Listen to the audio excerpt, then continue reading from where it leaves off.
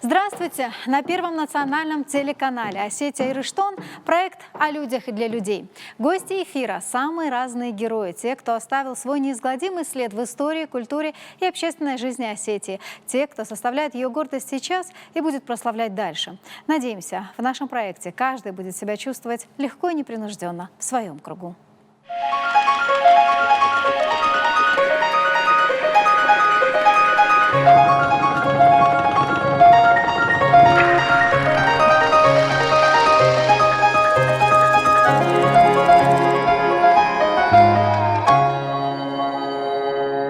Сегодня в своем кругу вспоминаем дважды Героя Советского Союза, Героя Монгольской Народной Республики, прославленного полководца Великой Отечественной войны, генерала армии Иса Александровича Плиева.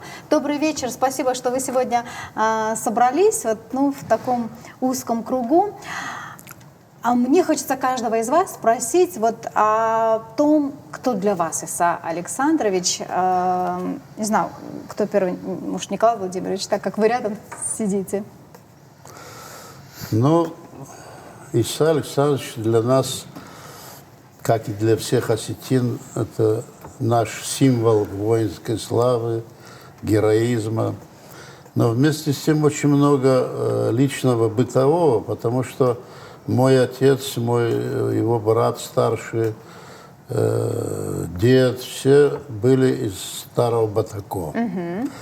Они тесно общались и знали друг друга прекрасно. Вот. Если взять даже муж моей тети родной, он в свое время вынужден был поехать в Америку к отцу Плиева, Исы, который там работал на заработках. Да. Вот он туда поехал, и при нем его отец Иса Плиева погиб. Но в шахте это было? Это было не в шахте, нет? Они рыли канализационные, каналы под канализацию. И он мне так говорил: это не те сейчас канализации, которые на метр копаем. Там 6 метров на 6 они копали и сразу обкладывали кирпичом, и все коммуникации под городом в Америке в то время проходили, то есть делали капитально. И когда натыкались на камень, то местные взрывники зашпуривали, закладывали взрывчатку, а мы, ложились, ждали, и отбой, когда они взрывали, то считал взрывник эти взрывы, и он дал отбой раньше времени, ошибся на один выстрел, но он это не взрыв. А Александр был шустрый такой, прыгнул туда раньше всех, и в это время взрыв, и он погиб. Они его там похоронили. Вот это дословно то, что я его помню, Козаев Агыша звали его. Прожил 97 лет, очень интересная биография у него была. Помимо этого, мой дядя родной Александр, он был тоже 3-го года, они ходили в один класс.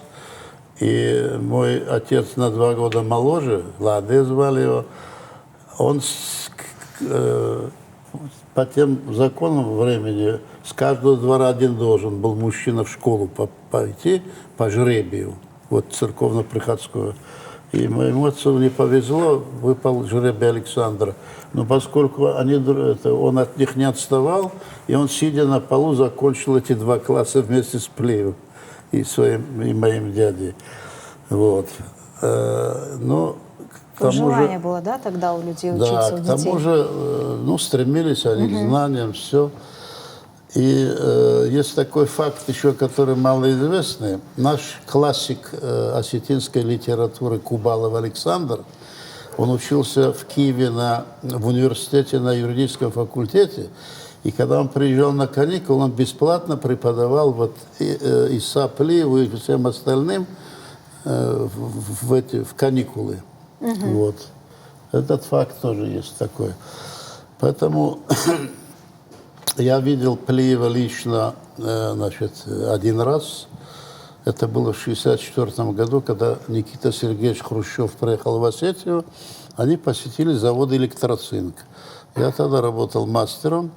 Ну, все собрались, мы видели вот На заводе вблизи вы все, работали. да, как они въезжали на завод и выезжали на завод, и стояли рядом. Впереди был Плиев в белом кителе, за ним Хрущев. Вот. И кто-то из пьяненьких рабочих кинул старую шапку в эту машину, и она сразу же, охрана была так организована, сразу обратно вылетела. Вот. Ну, тут, а на заводе поставили микрофон, ковры, там думали, что Хрущев будет выступать, а они быстро уехали. Вот я видел его один раз. Но вообще-то, если взять его как осетина, вот, он был настоящий осетин, он был, во-первых, постоянным депутатом от нас в Верховном Совете и проводил встречи в здании ГМТ, техникума горно-металлургического. И там приходили все его односельчане, в основном у нас там жили. И вот он, когда открывали вот эту встречу, он спрашивал: а Александр Камда, дядьку моего, он говорит: здесь, иди сюда, сажал его рядом. Поэтому он нам как бы близок А вот эти был. встречи, они как часто бывали? Насколько часто? А он очень долго был же депутатом, и были у него и встречи, помимо предвыборных этих встреч. И вот он часто приезжал, и очень многим помогал, очень многие обращались к нему. Я помню, даже дальняя родственница вот этого Кубалова Александра, племянница его, Фатима звали, сына посадили, она ездила к нему в Ростов, и он там что-то помогал, сколько мог. Вот. Поэтому Плиев для нас, в общем-то, не история такая далекая, а вот он соратник наших, так сказать, отцов, дедов. Близкий и родной. И очень близок и понятен нам. И вот еще такой факт, который, вот то, что я знаю, он тогда в Баку был, штаб у него, командующий округом, и приехал наш ансамбль, тогда назывался «Песни и танца». Ну, потанцевали, и первый раз исполнили песню о Плиеве, вот там, на этом концерте. И впереди, в первом ряду сидел Иса Александрович, и, как мне говорили, те, кто там присутствовал из актеров, у него слезы потекли.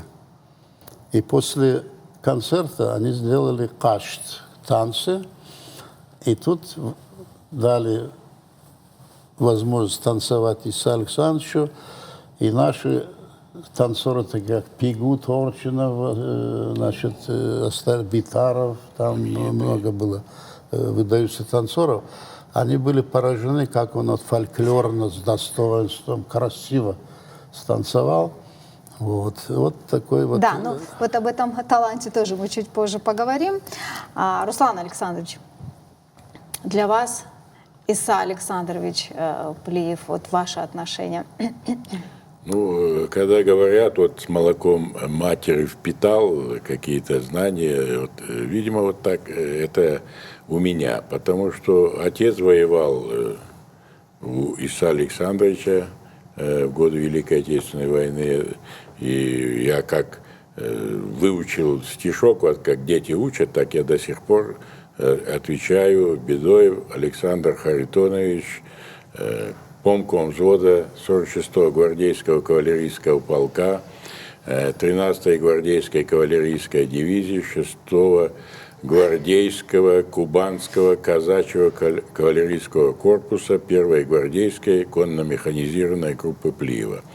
Естественно, вот я слышал от отца, потому что отец воевал, ни разу из строя не выбыл, то есть ни в госпиталях не был, постоянно воевал, и вместе со всеми другими, вот, и с отцом вот, Казбека Николаевича, они дошли до Праги.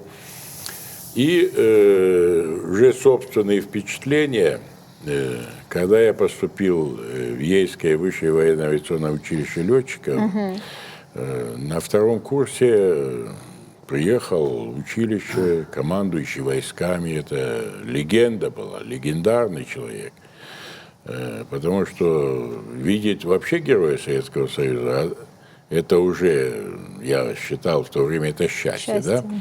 А тут дважды герой Советского Союза. тем более земляк, тем более такой знаменитый. И вот думаю, как-то надо вот, чтобы он меня заметил. И в какой-то момент я задал вопрос, четко представился, он улыбнулся, он понял мое стремление, улыбнулся.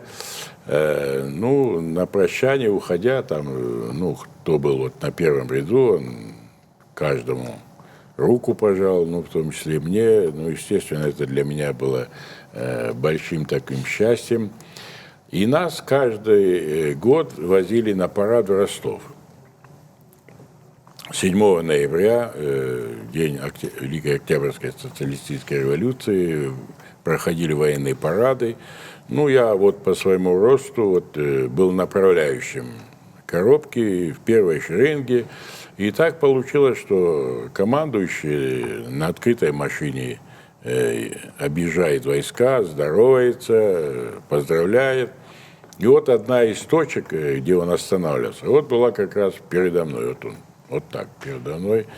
И я во все глаза смотрю на него. Это конечно, еще одно счастье было, да, в тот да, момент? и вот, конечно же, он не запомнил и так далее. Но вот две, я бы Два сказал, случая. две встречи, это на всю жизнь. Но еще больше меня поразило то, что я не читал ни у самого Иса Александровича. Когда вошли в Венгрию, освобождали Венгрию, войска Плиева, немецкая пропаганда рисовала плакаты, вывешивали казак, ну казаки же, я же назвал, кубанские, донские, он формировал, терские казаки. Показывали казака от пика, казачья пика, на него нанизаны младенцы. Вот так, типа, пугали местное население, что вот идут варвары, идут вот дикари, и вот так будет с вашими детьми. А потом, когда уже вошли Ясберен, это уже ясы, и ясы поняли, кто пришел.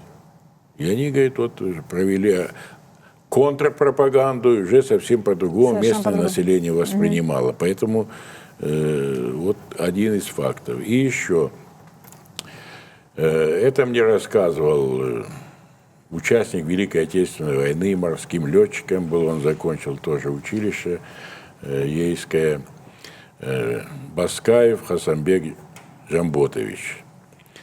Так получилось, что он был племянником жены Плиева, Чехоевой Екатерины Давыдовны, и племянником жены еще одного выдающегося военачальника, дважды Героя Советского Союза, героя Чехословакии, генерала армии Лелюшенко Дмитрия Даниловича. Потому что их жены были двоюродные сестры. Здесь я Чехоеву Екатерину Давыдовну назвал, а там Гутнова Занатхан Каурбековна. Ее брат был начальником Московского танкового завода, знаменитый Батырбек Гутнов, первый осетин, который был награжден орденом Ленина. В общем, ну, безвинно пострадал. Так вот, он рассказывал, что после войны Лелюшенко, будучи заместителем Жукова в Германии, находился там. А этот Хасамбек имел возможность в его квартире проездом через Москву бывать, ключи у него были. И, говорит, звонок, в дверь как-то он открывает, подполковник, майор, и солдаты стоят, и чучело в руках орла.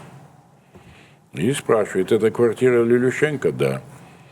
Ну вот он передал. И они вносят это чучело, поставили, ну, удивленный такой.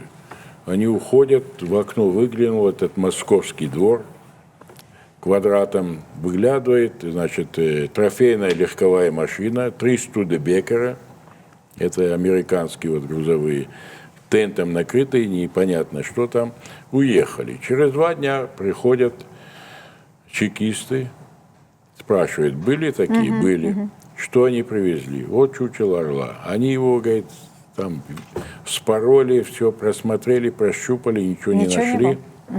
Спросили, где еще родственники Лилющенко. Всех проверили, а потом Лилющенко, вернувшись, сказал: молодец, Хасанбек, что они сразу все проверили. Оказывается, вот эти офицеры, уезжая из Германии, их переводили в Союз, обыкновенные мародеры.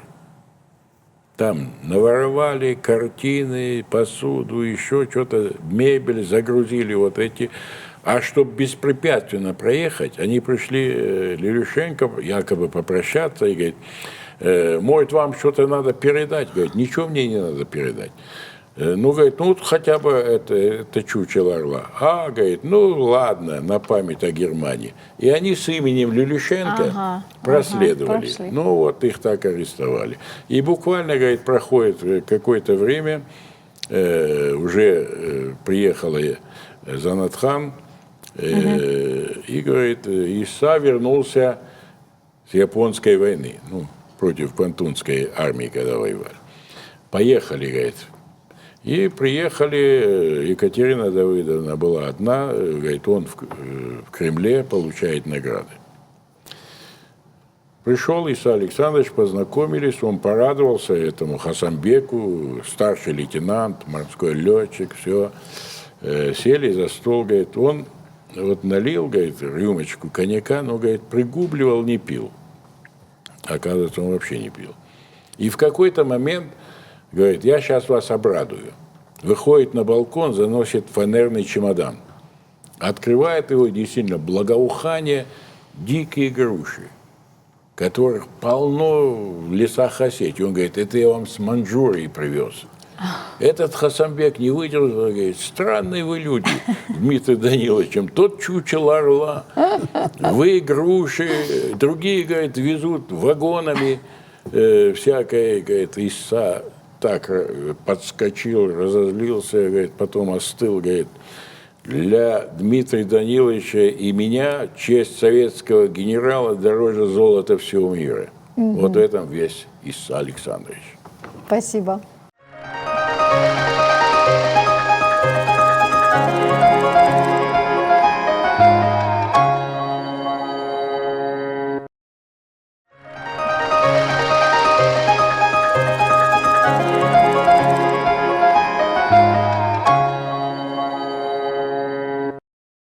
Казбек Николаевич, ну ваш отец тоже, да, воевал с Иса Александровичем? Ну, знаете как, с именем Иса Александровича Плиева, конечно, ну, это для всех осетин, в общем-то, я думаю, такой ориентир, знаковая личность, это символ, вот как сказал наш уважаемый старший. Вот. Лично для меня, в общем-то, я не исключение. Вот. И когда я был маленьким, я, например, помню хорошо, вот мать все время говорила, что отец, говорит, мы жили на Артиллерийской улице, вот 58 номер. Сейчас она называется улица имени Бибо-Ватаева. Вот, а Хазартадам, еще и Хазартауды, что отец после войны, когда вернулся, они в Заманкуле жили там, вот, и он в город перебрался и купил вот эти вот 2 комнатки в общем дворе. Там мать его в это время, во время войны находилась, там мать, потом сестра Иса Александровича жила там. Вот. А потом, видимо, на этой волне, значит, отец решил меня, значит, отдать в Суворовское училище. Я, значит, в 59 году, значит, поступил в Суворовское училище, вот наше Кавказское краснознаменное училище было тогда. Вот, и стал суворовцем. И там мне пришлось вот видеть Ису Александровича. Он приезжал, потом мы неоднократно участвовали на парадах в Ростове. И он жил на улице, мы на Красноармейской жили, располагались обычно, когда мы в командировку ехали, туда несколько коробок парадных суворовцев привозили. Вот, а улица Чехова как раз проходила. Вот, мы оттуда выходили, Чехова и на Буденовский, потом налево туда, на эту центральную площадь, там трактор. Да, на Театральную площадь. И вот постоянно, значит, и на трибуне, конечно, мы Ису Александровича все время видели. Ну и вот в 1964 году тоже вот рассказывали, там, тоже мы на улице стояли, встречали, когда Никита Сергеевич приехал, и вот они кортеж по улице Кирова от вокзала, значит, они поднимались вверх, потом повернули, и потом поехали по Новобочизе туда вверх. И вот там Иса Александрович, он правильно сказали, он как бы прикрывал его. Никита Сергеевич, он сам вообще небольшого роста был. Мы еще спрашивали, а где Хрущев? За Пливом там он, его не видно. Ну, видимо, специально было рассчитано, чтобы Иса Александрович, потому что Никита Сергеевич, авторитет был, конечно, анекдотами всякими, там, говорили всякое. В общем, вот, и, конечно, не зря поставили Ису Александровича, чтобы избежать каких-то вот таких моментов во время вот этого его визита. Вот. Ну и дальше что? Отец, конечно, служил. Отец в 1938 году был призван, и потом стал, значит, офицером, закончил офицерские курсы и войну встретил в 1941 году на западной границе, значит, и вот до Москвы. Под Москвой, значит, командовал Иса Александрович Плиев уже тогда 50-й кавалерийской дивизией. В начале 1942 года она была преобразована в 3-ю гвардейскую кавалерийскую дивизию. И вот отец в начале 1942 года, вот, их полк входил в состав этой 3-й кавдивизии гвардейской. Кстати, была она одна из первых гвардейской признана. И там, видимо, у них не то что пересеклись, мой отец был лейтенантом, командиром пулеметного взвода, значит, в кавалерийском полку. Ну, видимо, знали, потому что в книге Иса Александровича Плиева под гвардейским знаменем и потом вот и там на какой-то странице, там 2 страницы прям описывает, значит, как это все происходило. И Иса Александрович там описывает, что после боев там какой-то концерт, значит, войсковой сделали, они там сидят, и этот объявляет конференции, говорит, выступает, говорит, ансамбль там батареи, значит, капитана Фриева. Значит, а Иса Александрович там, ну, по книге, он сам пишет, говорит, ну, говорит, еще артисты тут еще нашлись какие-то интересные, что они тут покажут. Оказывается, у него батареи там было где-то около 12 национальностей. Там. У него буряты там, они же тоже в кавалерии призывались, буряты там, монголы, вот, кавказские национальности, сами, да, казаки там, в общем, у него. И вот эта батарея устроила там такой концерт, он вообще, отец вообще любитель был танцевать, и пел он вообще, у него были сильнейшие такие способности, да, талант. Да, и, видимо, Иса сам же любил танцы, да, все. да. И, конечно, и вот у него там 2 страницы прям вот написано, как они там, это, про его батарею. Вот такие моменты, а так, конечно, лично. Спасибо. Ну вот я согласна с вами. Вы, в принципе, сказали все, что Иса Александрович еще при жизни стал символом доблести осетинского народа. Он был и остается примером для каждого осетина. Его именем названы улицы, школы, ему установлены памятники, монументы, работает дом-музей. Это всеобщая слава и преклонение, мне кажется, заслонили то, что герой был живым человеком. Он любил, испытывал боль. Сегодня за его регалиями многие не видят его биографию, но, к счастью, есть возможность посетить дом-музей Иса Александровича. Мы тоже там побывали, и вот что увидели. Внимание на экран. Проблемы нашего музея начинаются прямо с порога. Вот эта трещина, которая зажала ворота, не дает их открывать. Если мы ворота откроем, они просто рухнут. Вот видите наверху, все зажато. Переступать порог музея опасно для жизни, причем в буквальном смысле. Надпись «Музей закрыт на ремонт» висит полгода, а работы здесь так и не начались. Сотрудники своими силами пытаются устранить нарушения, но этого недостаточно. Капитальный ремонт в музее генерала Плиева провели более 30 лет назад. После ремонтом занимались частично.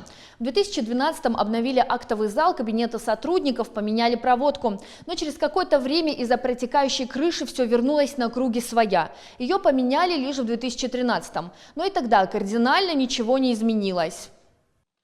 Залов с экспонатами всего 6, в каждом проблемы одинаковые. Затопленные потолки и стены, желтые разводы, как минимум неэстетично. Причина – плохая работа водостоков. Здание как внутри, так и снаружи окутано сплошными трещинами, они будто стали неотъемлемой частью выставки.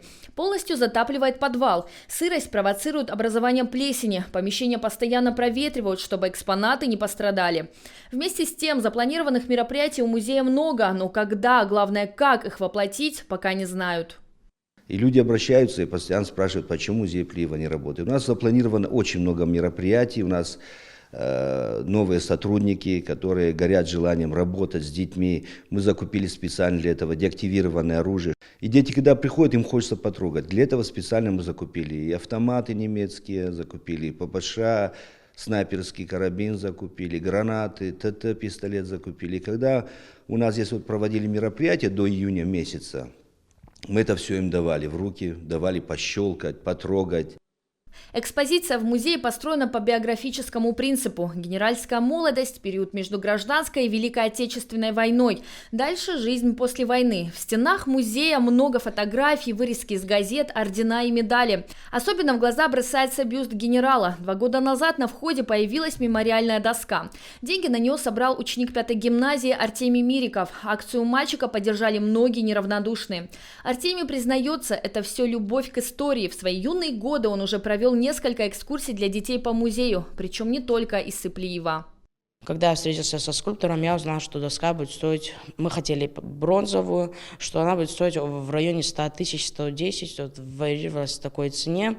И я тогда очень расстроился, потому что деньги, которые у меня были на руках, их вообще не хватало. Но мне предложили сделать в бетоне, но я решил, что такого человека нельзя поместить ни на мрамор, ни на бетон, он должен быть увековечен в бронзе. И где-то полгода мы собирали средства. Этот год юбилейный, а значит, он особенно значим для всех тех, кто чтит память великого полководца. 25 ноября ему исполняется 115 лет. В этот день сотрудники музея готовы открыть свои двери для посетителей. Обещают, программа будет интересной и познавательной. А после музей снова закроется на неизвестный срок. Когда начнется ремонт, вопрос открытый. Все потому, что у республики пока нет возможности выделить нужную сумму. Ну вот мы посмотрели сюжет. В принципе, знаете, всегда везде слышишь, историю надо знать, надо с раннего детства детей водить в музей. Как водить, если вот такая картина? Ну да, так есть на самом деле. А в чем Когда проблема? я приходил на работу, я приходил с условием таким, что эту стену сделают. Мне обещали, что ее сделают, ну надо подождать. Я думаю, ладно, займусь пока другими вопросами, потому что там я когда посетил первый раз, вопросов было очень много, там таких хозяйственных моментов. Это все мы там своими силами делаем. У меня есть Герман Мамиев, со мной работает тоже. Мы вдвоем как бы сами все делаем, как можем. Покрасили там пушку, помыли ее каршером своим, там газовую трубу покрасили, дворик в общем в хороший вид привели. Но то, что вы видели, это, мы на это не можем повлиять. Мы можем ее разрушить, там построить, мы это можем, но это нельзя сделать юридически, потому что то музей входит в список конечно, разрушать это точно нельзя. Культурного наследия. Да. Поэтому там юридически очень сложно это построить, эту работу. Там дело даже не столько в финансировании, сколько вот в этих бюрократических проволочках. Там реставрация нужна. Да, конечно, капитальный ремонт нужен, но хотя бы если вот эту дверь сделать, мы можем хотя бы открыть музей это вот для посещения. Это прям очень такая большая сумма, неподъемная для республики. Но дело не в этом. Дело в равнодушии. И я не хочу сейчас пофамильно называть, но наверняка много случайных людей, которые понятия не имеют, для чего они туда пришли, в Дом правительства. Потому что вот наверняка там крыша течет, а надо начинать с кровли. И вообще, если бы там просто кто-то жил, обыкновенный человек, он до этого не допустил. И поэтому эта бесхозность преступная, я бы сказал, по отношению к памяти генерала Плиева. Вот. А вообще-то все это выединое не стоит для республики сделать это. Вот. Я просто для меня, вот, например, это новости. Я там давно не был, бывал, но в последнее время не был. Ко дню рождения не стоит это сейчас вообще вытаскивать. Вот я думаю, это будет лучше. Ну, мне кажется, это вытаскивать нужно в любое время, но вот сейчас так получилось. Потому что мы 3 часа будем говорить, восхваляя Плиева. На самом деле вот на так самом деле вот этот, извините за выражение, плевок потом, последний, вот, и растереть, это нельзя. Это мое мнение. Там нельзя латать что-то. Это должна быть грамотно сделана Реставрация. реставрация, да, чтобы не изменить облик и не делать вот как в Которое было Наре изначально. сделали евроремонт музею Костахи Тагурова и потом хвалились. Я был в старом музее, где были деревянный замок даже был интересный, осетинский замок деревянный. И копоть это вековая, и весь инвентарь, и все, значит, женская половина, там, очаг, цепь, все, как полагается, тохна, наверху дырка, это для выхода дыма. А потом пришли грамотные, в кавычках, строители, и из пиленного камня соорудили ему хоромы Костахи Тагурову. А вот то, что на самом деле веками, где жил его дядя, это его дядин дом был, и они там бывали. Вот это все потеряно. Поэтому здесь тоже надо. Он же там жил сам. Вот. И я помню вот этот дом же ему дали после войны. И старики приехали, ровесники его отца приехали с Батако. И был март месяц, дождь шел, они на улице стали, часовой не пускал, значит, выясняли, кто приехал, даже не было мобильников, зачем, кто такие. И он вышел и, значит, Пригласил. Мида Марасов вышел, значит, обрадовался. Это дом, который видел, он там жил, не просто в его Ну, честь. вы правильно говорите, Поэтому что это... надо сделать реставрацию грамотную, не так, как Ильхотовский минарет чинили, который уронили потом. Так? Вот так надо, это быстро надо делать.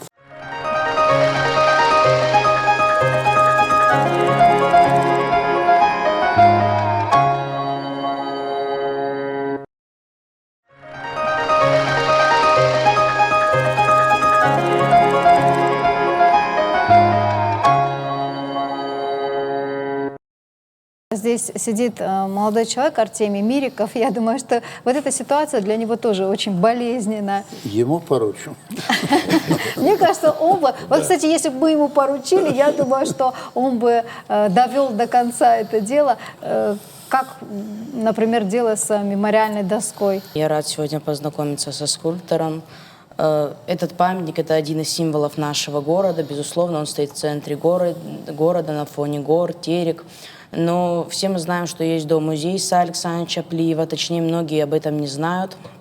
И даже проходя когда по улице, когда только все затевалось, мы спрашивали у прохожих, многие просто не знали, Вот, что здесь есть пожалуйста. дом-музей Исаака Александровича А Плиева. потому что он еще и закрыт долгое время.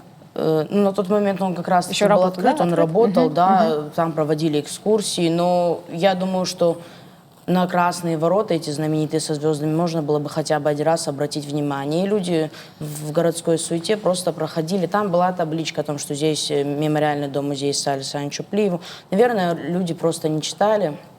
Ну, конечно, вообще началось не с идеи мемориальной доски, а когда в газете я прочитала объявление о том, что опять проблемы с дом-музеем Исаака Александровича Плиева, он должен работать. Тогда мы собрали небольшую сумму и перенесли директору Национального музея, но выяснилось, что уже власти помогли отремонтировать отопление. Проблема с отоплением была решена, и на тот момент мне казалось, что у меня была большая сумма на руках, и мы решили, чтобы не раздавать с дозволения тех людей, кто нам пожертвовал эту небольшую сумму, мы решили установить мемориальную доску. Но когда мы обратились к скульптору, я понял, что эта сумма ничтожно маленькая, потому что доска будет стоить более 100 тысяч рублей. Предложили мне сделать в бетоне, покрасить бронзу или на мраморе. Я решил, что такой человек должен быть увековечен в бронзе. И началась эта долгая, кропотливая работа. На самом деле, сейчас мы посмотрели сюжеты, многие говорят, неужели нет мецената, кто бы помог, кто бы собрал. Это кажется, что так легко. На самом деле это долгий, трудоемкий труд. Не все соглашаются, не все мерятся с этим, не все понимают. Но мы набрали определенную сумму, и также нам пожертвовал покойный глава нашей республики Тамерлан Кимович Агузаров и Зураб Гаюзович Макиев. Они также помогли собрать нехватавшую сумму. И 7 мая 2016 года состоялось открытие мемориальной доски Исаи Александровичу Плиеву. Ну вот как ты считаешь, вот с этой ситуацией, да, вот я понимаю, наверное, ты когда заходишь в дом-музей, ты там недавно был тоже, ну, в сюжете мы снимали. А какой выход из ситуации? Точно так же нужно по меценатам пройтись? Ну, здесь уже не раз было сказано, что, во-первых, Исаи Александрович Плиев, как и другие два генерала, Хаджимар Джонович Мансуров и Георгий Иванович Хитагуров, они возглавляют, можно сказать, плеяду знаменитых осетинских полководцев, генералов, адмиралов, офицеров. И Исаи Александрович Плиев – это один из символов победы и вклада в победу осетинского народа, именно прославленный человек. Я считаю, что этим должны заниматься, конечно, власти. Меценаты могут в этом поучаствовать, но это должны заниматься ведомства, то есть специально должны пригласить, я думаю, архитектора, работники музея, то есть министры. Я с этой системой не так хорошо знаком, но мне кажется, все-таки этим должны заниматься власти. Музей должен работать более активно, то есть отремонтировать его, если такая проблема, и чтобы там проводились разные... Это была активная площадка, чтобы часто ее посещали жители города. В частности, когда мы неоднократно бывали с руководством музея, со скульптором, когда был процесс, когда доску собирали, деньги потом устанавливали. Много раз я видел, что вот пожилые женщины с детьми чаще всего была такая аудитория. Я считаю, ее надо развивать, потому что когда приезжают туристы в наш город, естественно, они многие идут на проспект, наверное, посещают нацмузей. Я считаю, что это настоящий памятник, хоть это не сохранился дом в селении Старом Батуко, где жил Исаи Александрович Плиев. Да, там, говорят, сейчас какой-то магазин даже стоит, да? Честно, я был проездом, но я не видел это место. Но я считаю, что в этом доме есть дух Плиева, там очень много интересных экспонатов. И этот музей связан не только с именами Плиева и именами 3 генералов. Также там выставлены экспонаты офицеров, солдат, которые сражались вместе с Плиевым, которые прошли его боевой путь. Также он связан со знаменитым летчиком Владимиром Замгиевым, который был инициатором идеи о создании этого дома-музея, лично собирал все эти тогдашние вещи, которые сейчас являются экспонатами, бесценными экспонатами. Этот музей также связан с именем знаменитого Остина, подполковника Бритаева, которому Исаи Александрович Плиев в ходе Сталинградской битвы передал это послание на остинском языке. Спасибо большое. Ну, столько интересного. Спасибо. Прям вот все исторические факты практически знает. Молодец. Бимбулат, ну, на вас надежда. Я думаю, что вы все-таки доведете до конца. Я надеюсь, потому что меценаты могут помочь, но юридически это... сфера деятельности только властная. Вот я, допустим, могу там порушить эту стену, а меня за это посадят. Точно так же, если меценат придет и скажет, давайте за мой счет, он не может это за свой счет там просто рабочих привести. Это нужна специализированная структура, которая занимается именно реставрацией исторических памятников. Поэтому так сложно. У нас, допустим, в республике нет таких фирм, которые занимаются этим. Мне бы еще хотелось сказать, все говорят, что я был инициатором идеи создания именно этой доски, но также мне хочется упомянуть о тех меценатах, они просят называть свои имена, там были проблемы большие с водостоками, когда листва забивалась. У города, сколько раз я знаю, что и руководство музея, и директора музея писали о том, что нужна вышка, и рабочие, чтобы устранить эту проблему. И город не мог, насколько я знаю, найти эту вышку. И тогда эти люди по моей просьбе предоставили, совсем недавно это было, осенью прошлого года, предоставили эту вышку, и эта проблема была решена. Также помогли мне с установкой доски Тамерлан Зангиев, который бесплатно согласился сделать эту доску. То есть меценаты они есть, может быть, они не просят о себе говорить, или о них мало говорят. На самом деле люди есть неравнодушные люди, которые помогают, но я считаю, что с такой глобальной проблемой уже должны работать именно власти. Спасибо большое. Спасибо. Спасибо. Ну, я думаю, что эта проблема решится. Давайте немножечко по биографии пройдемся. Мы уже сказали, что родился Исаи Александрович в Старом Батуко. Потом он закончил Петроградское кавалерийское училище, стал преподавать в Северокавказской кавалерийской школе горских народностей в Краснодаре. И там он познакомился с супругой Екатериной Чехоевой. Насколько мне известно, когда он сватался, он несколько раз сватался, и ну, не хотели отдавать Екатерину. И в тот момент вот была такая ситуация, там 3-й раз, что ли, он приехал, и он станцевал. Именно в Катгароне он покорил своим танцем, искусством танца, и таким образом, ну, в Осетии всегда так было, что с первого раза никаким сватам не давали положительного ответа. Это, как говорится, было в порядке вещей. И, конечно же, Иса Александрович он не мог обидеться, не мог затаить какую-то обиду. Но свататься же сам Да. жених не приезжает. Ну, естественно, но он же посылает, результат-то он узнает. Вот примерно в таком же... Вот когда он учился в академии имени Фрунзе, военной академии, это был 1932 год, вот с ним в одной группе учился Дмитрий Люлющенко. Он был холостяк, но они дружили.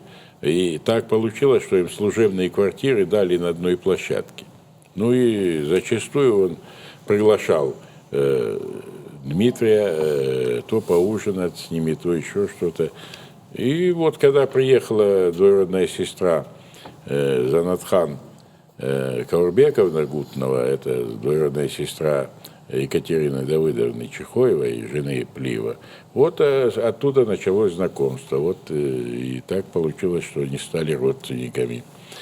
И я бы еще одно хотел сказать. Вот вы тоже упомянули, что он был в Краснодарской школе, это горских народностей. Да.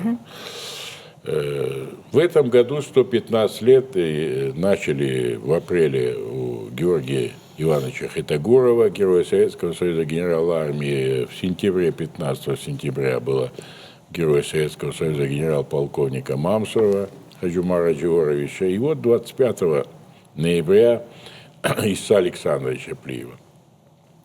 Вот в этой школе краснодарской они впервые познакомились. Иса Александрович был начальником курсов. Хаджумар Мамсуров преподавал политэкономию, а артиллерийского офицера Георгия Хитагурова с Дальнего Востока прислали на курсы кавалеристов. Они обязаны были все быть кавалеристами, невзирая на род войск. И вот они впервые там встретились, впервые там познакомились в 25 году. Это интересный факт, я думаю.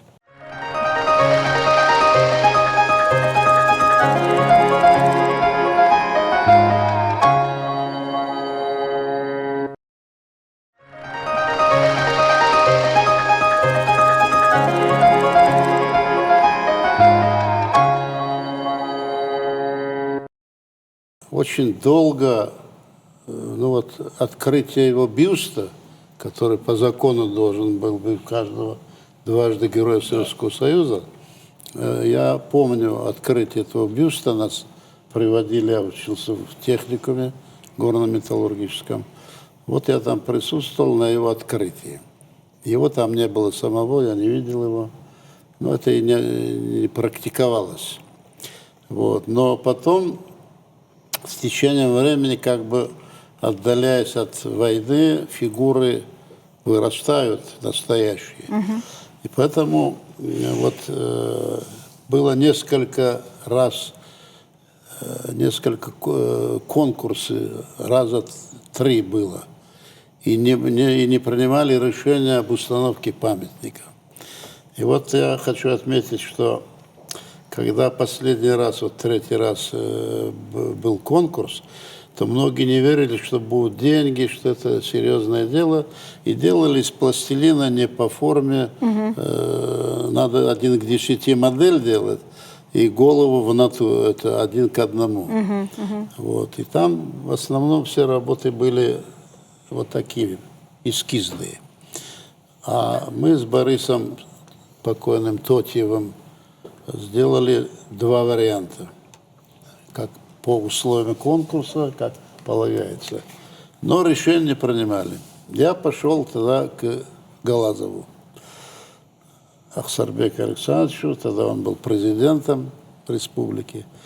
Кстати, его мать была Ходова, моего отца, двоюродная сестра, тоже с Батакой, хорошо знала Плиева.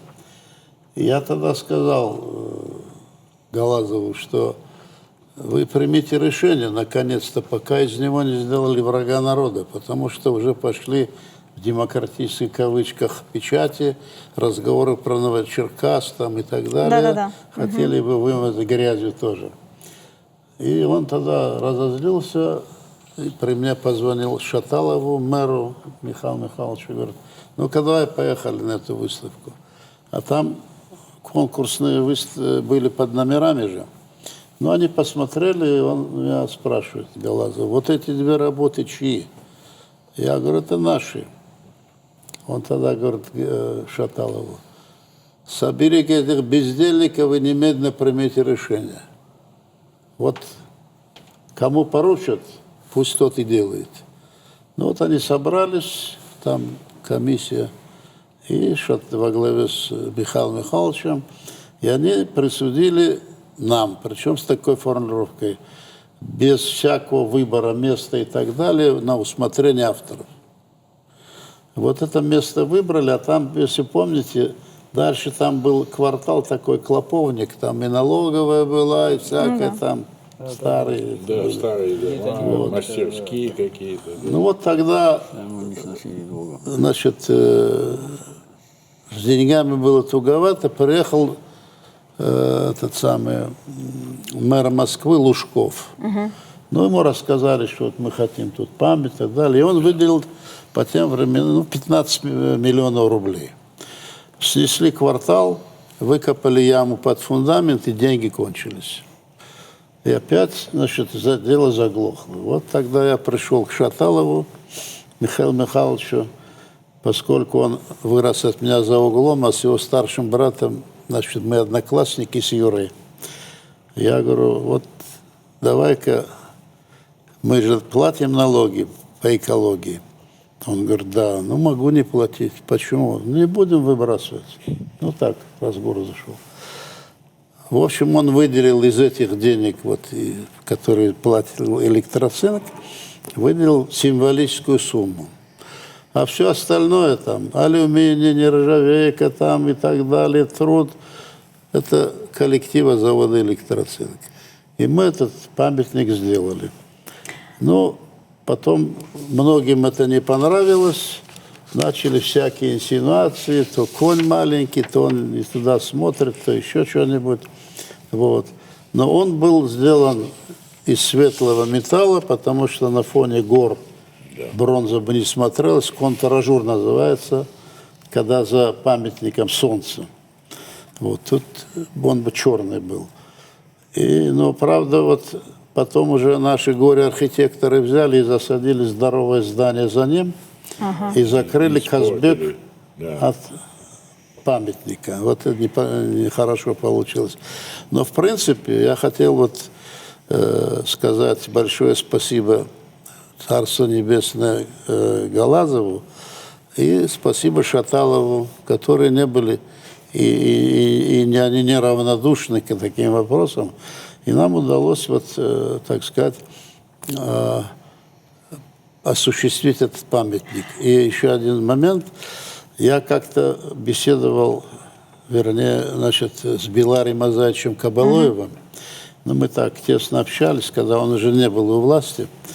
И он, вспоминая Плиева, сказал, когда он был у него у постели, он уже умирал, то, смущаясь, говорит, Исаак Александрович ему говорит, вот если вы когда-нибудь задумаете делать памятник, но это есть, мне это бы многие... очень хотелось, чтобы он был на коне. Вот это он мне сказал лично, это на самом деле правда. Поставьте и как он всадник. достоин быть на коне в веках, чтобы приезжали люди, видели, и многие даже удивляются, что вот такая маленькая республика и столько героев Советского Союза и такие выдающиеся люди. Но я хотела чуть позже вас об этом спросить, но раз вы сами уже сказали, вот некоторые наездники, глядя на памятник, говорят, что вот он в таком движении, что после этого как бы можно упасть с лошади. Ну, на эту тему, когда к Шаталову пришли жаловаться, что он не очень хорошо сделан, то он Нет, им сказал, он то хорошо. Шаталов сказал, да, вы правы. На самом деле у Плиева был конь коричневого цвета, он не был белым. И с этим он их выпроводил. Поэтому вот всадник, который может упасть с коня, я не знаю таких всадников. Ну, наездники так говорят. Да. Если взять Кантемировых, они под пузом коня пролазили. Он величественный, он над конем, Это потому согласна. что это сложная проблема. Всадника с конем изобразить, чтобы они были пластически объединены, и в движении они не должны друг друга повторять. Всадник и всадник. Поэтому там все на месте. Я могу сказать, что не я его оцениваю, оценивает народ. Памятник оцениваем мы. Спасибо вам большое, он очень красивый. Поэтому, который сделает лучше, пусть поменяет. Нет, очень красиво, спасибо вам за работу. Но вот, как сказал Казбек Николаевич, с июля 1941 года Иса Александрович командовал 50-й кавалерийской дивизией. С ноября дивизия была преобразована в 3-ю гвардейскую. А вот был во время войны был такой случай, когда Иса Александрович передавал приказ о нанесении удара по немцам даже на остинском языке. Мне кажется, вот это тот случай, когда вот нужно понимать, для чего нужно изучать остинский язык, да, родной язык. Не только под Сталинградом, он, когда освобождали Одессу, значит, перед Николаевым, там у них тоже перед форсированием реки Ингул, если вот на карте посмотрите, это серьезные водные преграды, он тоже там вынужден был Остинский, значит, давать распоряжение, потому что дивизия, вернее корпус, он вводился в прорыв, и как оперативно-маневренная группа действовала в тылу врага на коммуникациях, разрезали, они обеспечивали успешное продвижение фронта. И вот он там тоже был такой случай, когда он, значит, вынужден был по-осетински передавать информацию для того, чтобы наши войска могли двигаться. Кстати, он за эту операцию потом в последующем получит звание Героя Советского Союза за взятие Одессы. А вот в завершающей наступательной фазе Сталинградской битвы корпус Плиева успешно тогда действовал. День Победы он встретил в Праге. У нас есть такой синхрон. Иса Александрович, я предлагаю послушать, потом продолжить. День Победы мы были на территории Чехословакии. Вот. Готовились к очередному решительному прыжку на Прагу, поскольку там были войска немецкого фельдмаршала Шернера, и как тогда говорил товарищ Сталин, что я надеюсь, что наша Красная Армия приведет в чувство этого фельдмаршала. Вот мы готовились его добить. Это было такое решительное, последнее наступление. И в результате этого наступления мы вышли к Праге. Первый украинский фронт шел с севера, от Берлина. А я от второго украинского фронта своими корпусами и дивизиями шел отсюда от Брно на северо-запад, еще, и потом строго на север. Вот, и вышел на южную окраину города. Ну, наш командующий фронтом Малиновский не знал о том, что мы вошли в Прагу. И, к сожалению, это дело осталось как-то в тени, а вся слава досталась Первому Украинскому фронту. Ну вот видно, человек очень скромный. На самом деле он еще, чуть позже мы дадим одно интервью, тоже так скромно будет рассказывать о себе. А в конце мая 45-го он возвращается в Москву к жене и к дочке. И вот где-то дочь говорила о том, что он очень любил сладости и привез тогда чемодан, один чемодан с книгами, другой чемодан со сладостями. Мы попытались связаться с Ниной Исаевной, она сегодня живет в Московской области, ей 83 года, но вот по видеосвязи не смогла она выйти, но через своего сына передала нам такое письмо, которое я предлагаю послушать. Многоуважаемые земляки осетины, вы гордитесь моим отцом, и я тоже. но тихо, про себя. Много лет он спокойно спит в родном городе на фоне гор. Ему там хорошо. Много лет он согрет вашей любовью, вашей памятью. Он заслужил такое отношение. Это высшая награда – заслужить любовь своего народа. Спасибо вам за это. Осетины – воинственный народ. Есть кому продолжить его дело. Желаю больших успехов будущим полководцам и всем людям мирного труда. С уважением и любовью, Плиева Нина Исаевна. Ну, у Нины Исаевны 2 сына, Борис и Сергей. Не знаю, насколько часто они бывают здесь, в республике. Ну, вы никогда не встречались с ним, да? Не знаете? Нет.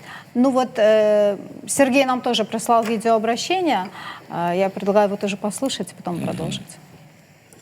Мне бы хотелось рассказать о моем дедушке не как о великом полководце. Я не знал его как великого полководца. Нет, я, конечно, прочитал все его книги, посмотрел много фильмов, смотрел архивные материалы, которых у нас дома всегда было большое количество. Разговаривал с очевидцами и с участниками событий, которые находились рядом, сверху, под его командованием, со многими. Но все-таки мне бы хотелось сказать о нем именно как о человеке. И говоря о нем как о человеке, я хочу выделить самое главное качество, которое у него было, это безмерная, безграничная доброта. Он изначально относился к каждому человеку с таким большим запасом позитива и тепла, в которое трудно поверить, учитывая его непростую достаточно биографию и судьбу. Дедушка был кровь от крови, плоть от плоти, сын осетинского народа. И я хочу сказать, что в нашем доме всегда царила атмосфера осетинской музыки, поэзии, танцев, песни. Он всегда обращал внимание на те события, даже мелкие, которые происходили в Осетии. И часто, наблюдая за какими-то событиями по телевизору или читая газеты, он порывался тут же звонить и первому секретарю обкома партии, и знакомым своим, с тем, чтобы исправить и спросить, чем можно помочь. Ну, судьба так распорядилась, что он работал в Северокавказском военном округе и как раз мог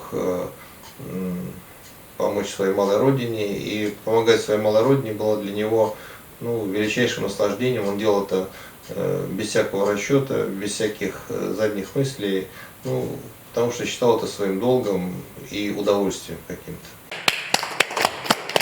Ну вот по поводу помогал своей родине, насколько мне известно, что вот сегодня мы имеем мединститут тоже благодаря Исаию Александровичу. Но после Великой Отечественной войны была еще история с Монголией. Тогда Исай Александрович назвал пустыню Гоби врагом номер 2. Для техники это как гибель, что их или на руках надо было носить, или оставлять там. И вот приходилось на руках переносить все машины, все пушки, или вот коней тоже подводили. Но проблема еще была с питьевой водой. И вот превозмогая все эти тяготы, продвигались части под командованием Исая Александровича Плиева. И вот они уже дошли до Южной Монголии, там находится город Жехе.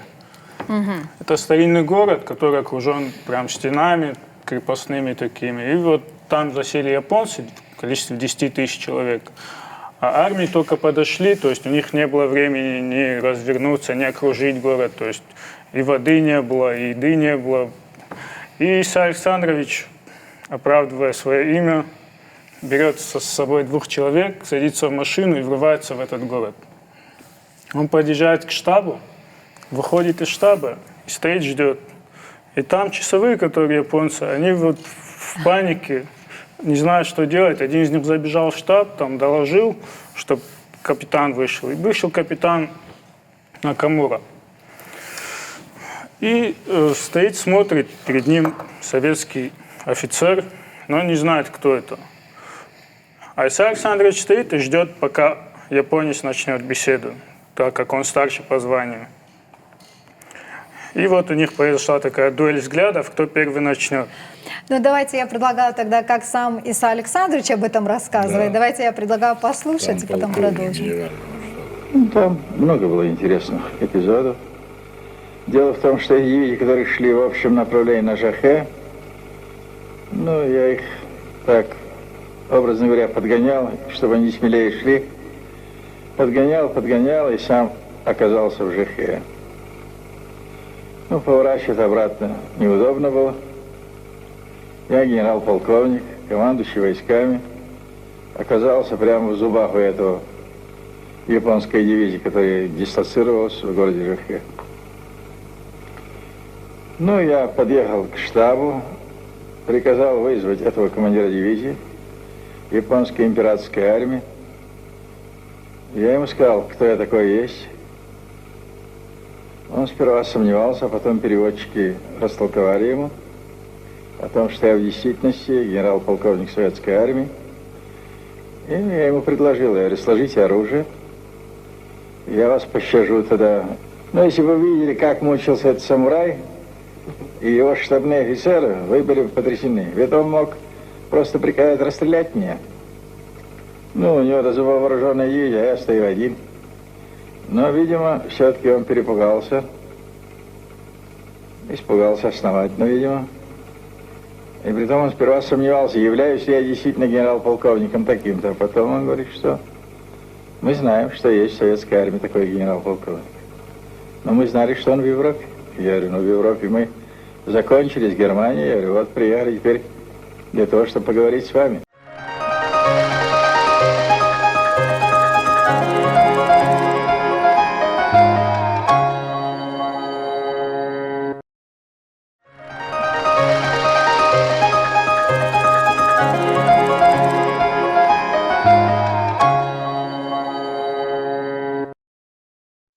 Вообще, насколько человек должен быть, да, и морально сильный, и психологически. То есть там же могла быть и интонация как-то, вот, да, интенционно сдать мог человек себя, выдать. Про батакаюрцев как говорят? Бирах камефе шарма. Японец для него не был проблемой. По совпадению такому, только двух генералов, только двух командующих периода Великой Отечественной войны назвали генерал вперед. Это был генерал Плиев и был генерал Лелюшенко. Вот так. Генерал вперед. Поэтому там он и оказался впереди своих войск. Да, и я бы хотел еще один эпизод, но это очень яркая страница. В параде Победы участвовали два эскадрона кавалеристов. Один эскадрон шел в конце парада, это был эскадрон московского гарнизона. Но основной кавалерийская эскадрон шел в составе Второго Украинского фронта. В пешем строю, но в темно-синих черкесках, красных бешметах, кубанка с красным околышем, красный башлык. И вот в пешем строю они шли. Я это знаю четко, поскольку отец участник этого парада, и вот эта форма его у нас в доме постоянно была вот перед глазами. Красивая форма. Да. Спасибо. Но 20 августа 1945 года гарнизон ЖХ капитализирован, а 8 сентября 1945 года генерал-полковнику Исаплиеву было присвоено звание дважды Героя Советского Союза. В 1971-м Плиев стал героем Монгольской республики. И вот в прошлом году, насколько мне известно, это было в прошлом году, было открытие памятника там, в Монголии. Автор проекта скульптор. В Монголии в этом году. Ибрагим Хаев. Ну, у нас есть видео, я предлагаю его послушать, потом продолжим. Мы выезжали делегацией Северной Осетии, плюс к нам присоединились делегация в составе из 3 человек Совета Федерации во главе с Таймуразом Замбековичем Мамсуровым. Памятник открыли на знаменитой горе Зайсан, где на самой верхушке находится памятник советским и монгольским войскам, которые победили в Великой Отечественной войне японскую армию. Пришло очень много людей, и монгол, и наших земляков, и посольство наше в Монголии, и просто люди, которые помнят о братских отношениях советского и монгольского народа. Людей было очень много, несмотря на то, что было очень холодно, была зима, и очень много слов благодарственных звучало в наш адрес, в адрес земляков Иса Александровича Плиева. После этого произошла встреча с президентом Монгольской Народной Республики. Более того, президент сделал для земляков Иса Александровича Плиева уважение и открыл юрту, где он принимает официальных лиц, глав государств. Теперь у нас планы также установить памятник Плиеву на Кубе. Все мы знаем, когда вот был Карибский кризис, то Иса Александрович от имени советского государства был ответственный за эти непростые времена. Мы должны помнить о своих героях, дети наши, наше подрастающее поколение должны равняться на таких великих земляков наших. Ну вот было и тяжелое время для генерала Иса Александровича, когда незадолго до его отлета на Кубу произошло вот трагические события в Новочеркасске.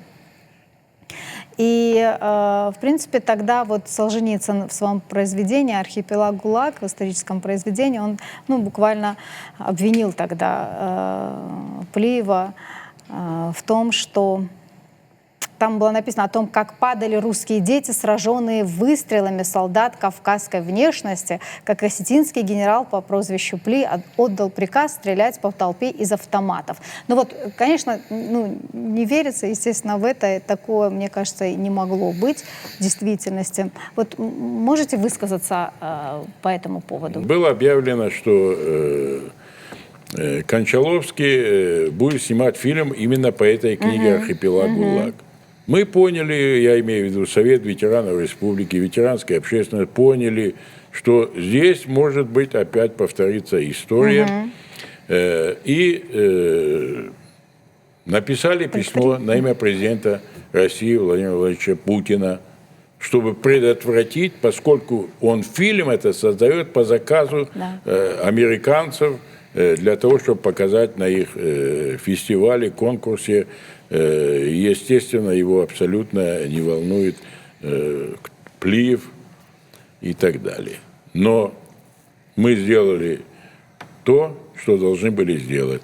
Заранее предупредили, что прежде чем фильм должен сниматься, сценарий его должны компетентные люди посмотреть. Надо отметить один момент, я хочу сказать, что вообще-то военачальник, который расстреливает собственный народ, он не мог бы продолжать дальше служить в этой же должности и в том же городе, где он это произвел. А он в 1962 году до 1968 года.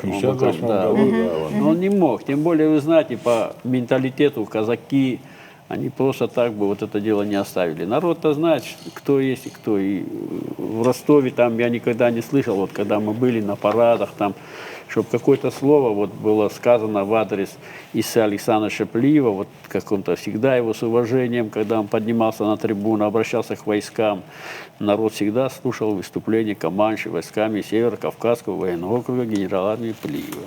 Когда стало известно, что Иса Александрович скончался, вот было прощание в Москве, и потом прошел слух, что его везут поездом. И от Кущевки до Минеральных вод на всех станциях стояли казаки. Думали остановить, да? Чтобы попрощаться со своим командующим. Он же дивизию формировал в Кущевке. В годы войны, вот эта 50-я дивизия, она там была сформирована, казаки. Да. И вот они стояли на всех станциях, ожидая, что им дадут возможность попрощаться. Но до этого он, конечно, был уже болен, и в 1979 году, когда он приехал в Осетию, он, как всегда, пошел на концерт ансамбля «Алан». Ну вот говорят, что он очень любил ансамбль, и как-то даже с гастролей вызвали ансамбль, чтобы Иса Александрович посмотрел концерт. В 1979 году? Да. Да. 79-м, да? Он умер в Так 79 феврале. вот в этот год и было. Да. С Ростова где-то отозвали ансамбль. Это в этом году и было. Да. Вот у нас есть такая небольшая история, связанная с его однофамильцем, с танцором Махарбеком Плиевым. Предлагаю послушать и потом вернуться. Мне крупно повезло, без ложной скромности, что я познакомился с таким великим человеком. Это было 74-75 год. Я хотел провериться в краснознаменный ансамбль Северо-Кавказского военного. Иса Александрович Плиев тогда жил там в Ростове. Улица Чехова, 60. Сейчас там музей. И я решил, значит, пойти к генералу Плиеву, абсолютно не зная его, как он выглядит, что выглядит, кроме того, как Иса Александрович, естественно, я знал. Нажимаю кнопку, он вышел. Он вышел, я говорю, здравствуйте, Иса Александрович, здравствуйте, такой командный голос, без всяких улыбок там. Ну, я мгновенно дал понять, что я из Осетии. Я говорю, я из Осетии. Слушаю вас. Но опять мне как-то не понравился, я третий раз усилил, ну, чтобы он как-то обратил внимание. Я говорю, я вот, моя фамилия Плиев. Ну и что? Он мне говорит, я вообще обалдел. Я говорю, ничего, вот Иса Александрович, вот, меня забирает в армию. Я армии не боюсь, но я вот в государственном ансамбле Северной Осетии танцую. Был бы полезнее, если бы в армии, я, конечно, вот так вот. Во-первых, не забирают, а призывают. И вот с тех пор мне вот в ушах вот это вот все. Через несколько месяцев я уже, так сказать, очень крепко сидел в программе. И я знал, что Иса Александрович Плиев, он будет присутствовать на концерте. Я очень волновался, естественно, хотел особо вот как-то вот. Но очень особо у меня не получилось, потому что меня какой-то вот, грубо говоря, первый раз в моей жизни на сцене меня обхватывал мандраж. Значит, там дом офицеров, где мы вот танцевали, военный ансамбль, вот там по сегодняшний день вот ложа вот генерала Плиева, вот так это считался в то время, вот, он как бы сливался со сцены ложа. Вот. И все генералы, которые вот присутствовали на концерте, они всегда там вот сидели. Ну, после первого концерта, естественно, мне было интересно, я за кулисами наблюдал, когда меня объявляли там Махарбек Плиев, туда мне интересно было, как зрители. Там сидит Плиев, я-то что, ну там сидит, тут сидит там вот. И они вот так в сторону генерала Плиева так посмотрели, он, естественно, это чувствовал, он как-то тоже вот. Ну, короче говоря, концерт заканчивается, он подходит ко мне, а там всегда ему делали коридор не ниже полковника. Вот, представляете, одни полковники стоят вот так, а он подошел ко мне за кулисами, а так по плечам. Молодец, продолжай в таком же духе, и все, и ушел. Вот так вот периодически я иногда к нему заезжал. Просто вот поговорю, так спрошу, так что вот в таком вот плане. Но что я еще хочу сказать? Ну, понятно, генерал, понятно, ну, для меня, конечно, было интересно живого генерала, как он выглядит в разговоре, случаи разные. Что мне было приятно, он был почетным гражданином города Ростова. Ну, почетным гражданином многие бывает и все, но я честно скажу, не потому, что я Плиев, я-то что вот. Но когда он проезжал по центральным улицам в Ростове, проспект Энгельса там вот, он на отечественных машинах служебных, ЗИЛ, вот, люди все останавливались, вот настолько они все его любили в Ростове и вообще в области, Ростовской области. Он действительно очень уважаемый был, его очень ценили. Спасибо большое, спасибо и вам за любовь генералу. Спасибо, что сегодня поделились своими эмоциями, своими чувствами. Именем Иса Плиева названы улицы, школы, но когда о героях слагают песни, это значит, что они поистине любимы и уважаемы. В нашем эфире ансамбль Уаса Монга с песней о легендарном герое.